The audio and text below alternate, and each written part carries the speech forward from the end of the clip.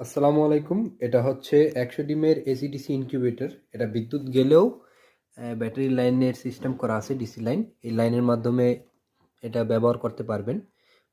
Battery line দেওয়া গেলে battery line দিলেই এটা চলবে।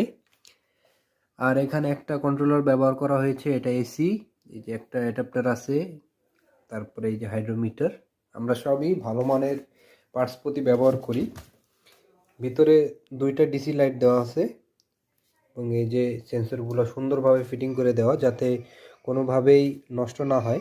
যখন মুরগির বাচ্চা বা পাখির বাচ্চা ফুটবে, ওইগুলো যদি এটার উপরে মলত্যাগ করে, তখন এই সেন্সরগুলো সঠিকভাবে কাজ করতে চায় না। তাই আমরা এগুলোকে সুন্দরভাবে একদম ফিক্স করে দিই এবং এখানে শর্ট সার্কিট হওয়ার কোনো ভয় নেই।